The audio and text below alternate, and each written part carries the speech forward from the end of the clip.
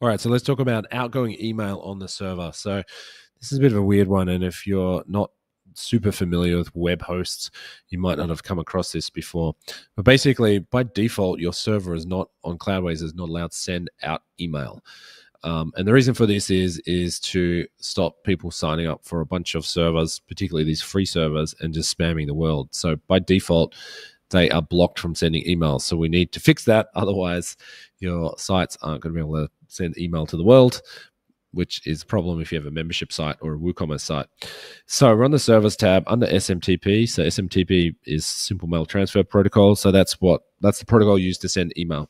So by default, there's nothing in here configured. So we have a couple of different options we can use. So if you're technical complex, you can choose your own outgoing server. So there are a number of options there they support out of the box. We typically, for a bigger site, we typically recommend SendGrid. They have pretty good reputation. Emails tend to not get flagged as spam, and the console is quite powerful, simple to use. Mailgun is okay. It's not as good as SendGrid. So we say SendGrid first, and if not SendGrid, then Mailgun.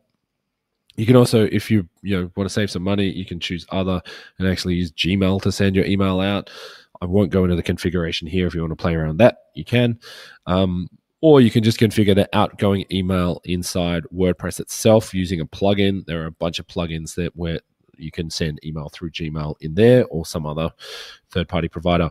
Typically, the simple solution, the lazy solution, is to use Elastic Email, which is built into CloudWays. So if you click here, you need to configure it first. It's an add-on service. But if you click here and just select add-ons, I'll just open it in a new tab. It is an add-on. It costs like $1 a month or something like that. I'll just wait for that to load up. It's going really slow. Okay, there we go. So here we go, Elastic Email. So that's the one we want. So just click here, the edit icon. And you can see here to get 8,000 emails a month, it's 80 cents. So this is in USD. So just choose one of those options. It's not available during the trial. I haven't put any billing details in here, so that's why. And so just choose an option there, hit subscribe, and then you should be able to choose Elastic Email here on this setting here, and that's it. And then you can send a test email if you want to test it. So that's important. You need to do this step. It needs to be addressed. And again, if you just want to save some money, you can send the email out through a Gmail account. It's not optimal if you're sending a lot of email, but if it's just a basic site or the site itself is not sending email, it's just sending the normal WordPress emails like password resets and things like that, Gmail might be fine for that.